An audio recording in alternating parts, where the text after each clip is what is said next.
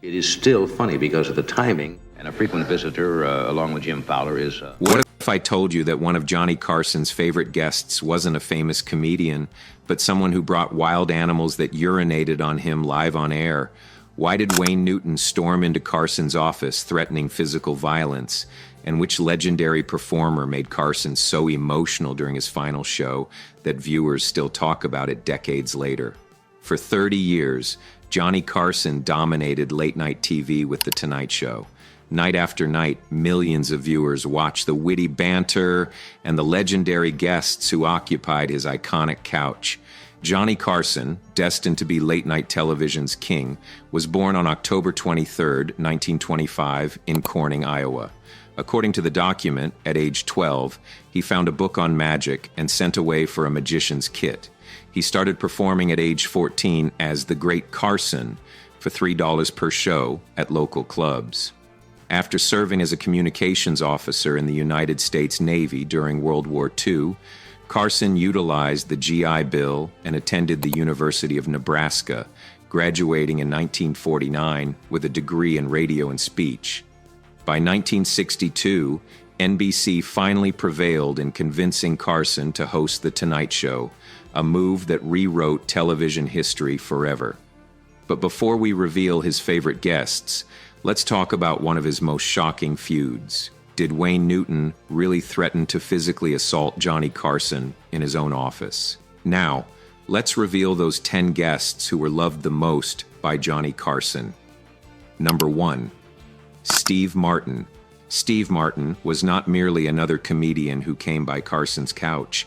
According to the Johnny Carson official website cited in the document, Steve Martin was more than just a wild and crazy guy. He was also a favorite guest of Johnny Carson. Throughout the years, Martin regularly appeared on The Tonight Show. What made Martin such a great fit was his style. Slightly wild, slightly crazy, always unexpected. He combined stand-up, banjo playing, offbeat jokes, and even balloon animals in some routines. Number 2, David Brenner. David Brenner showed up more than 150 times during the 1970s and 80s, making him the most frequent guest during Carson's reign, according to the document. His comedic approach was all about observational humor, laughing at the kind of things people experience daily. According to interviews mentioned in the document, following his first appearance on The Tonight Show in January of 1971, Brenner's life took a turn from struggling and nearly penniless to receiving buckets of offers overnight. Carson trusted Brenner enough to have him guest host frequently, approximately 70 times by some estimates. Number 3, Rodney Dangerfield. Here's another hook. Which comedian made Johnny Carson laugh harder than his own audience? Rodney Dangerfield wasn't merely funny, he was unforgettable. His catchphrase, "I don't get no respect," became a part of American comedy heritage. According to the document, he appeared on The Tonight Show more than 30 times and always killed. What distinguished Dangerfield was his manner, self-deprecating, sharp, relentless in one-liners, and extremely relatable. Accounts and videos depict Carson himself laughing hysterically, sometimes even harder than the audience, evidently enjoying the repartee. Number 4, Bob Hope. Bob Hope is an American legend. According to the archives from the Library of Congress cited in the document, Bob Hope was seen over 100 times throughout Carson's 30 years on The Tonight Show. However, the Carson-Hope relationship wasn't one of easy admiration. According to Richard Zaglin in Hope Entertainer of the Century and People magazine, Carson respected Hope's position in show business, but he didn't always get along with the way Hope operated. Peter Lasley, a longtime producer of The Tonight Show, stated, "Johnny admired Hope's place in show business, but he was not a great admirer of his work." Number 5, Don Rickles. Don Rickles bore the nickname Mr. Warmth and was the insult comedy king. According to the document, The Tonight Show's featured guest series devotes Volume 1 to Rickles, pointing out that he was a favorite guest. A well-known incident serves to demonstrate their relationship: the cigarette box incident. In 1976, when Bob Newhart was guest hosting, Rickles performed a bit using Carson's wooden cigarette box as a prop, smashing it along the way. The following evening, Carson stormed into Rickles' adjacent studio to confront him and offer comedic pushback. Number 6. Robin Williams. Robin Williams wasn't only hilarious, he was a whirlwind of energy.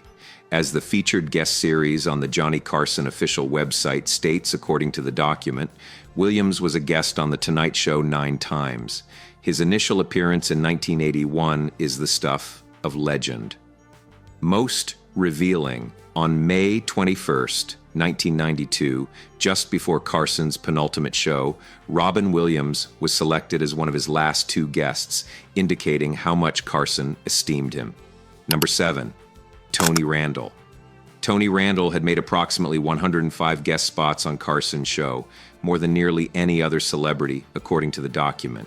One amusing quote from Randall illustrates their relationship. "I was on the Johnny Carson show, I believe 114 or 104 times. And aside from those times on the air, I never spoke to him. I never met him." Number 8. Joan Embery. Here's the answer to our opening question. Joan Embery is not a stand-up comedian or film actress. She's an animal and conservationist activist. According to her Wikipedia entry cited in the document, during her extensive career, she and her animal ambassadors appeared on Johnny Carson's program almost 70 times. Her spots were unique and explosive, such as during one visit, a pygmy marmoset leapt onto Carson's arm, then to his shoulder, atop his head, and even urinated on him live on television. Number 9. Frank Sinatra. Frank Sinatra was not merely a guest, he was an occasion. In one significant episode on November 12, 1976, according to the document, Sinatra sang and chatted with Carson about his life and career. Carson handled Sinatra differently, with deference and patience, allowing space for vulnerability that made their interviews meaningful. Number 10. Bette Midler. Bette Midler wasn't merely another singing sensation. On May 21, 1992, the second-to-last show of The Tonight Show, according to the document, Carson selected Robin Williams and Bette Midler as his final 2 guests. On that evening, Midler and Carson sang a semi-impromptu duet of "Here's That Rainy Day," a favorite of Carson's. Subsequently, she performed a chilling version of "One for My Baby and One More for the Road." According to the document, Midler's work on that show was honored with an Emmy Award in 1992 for her performance during that penultimate episode. These 10 guests represented something special to Johnny Carson, whether through comedy, music, wildlife, or pure entertainment magic. They created moments that defined late-night television history.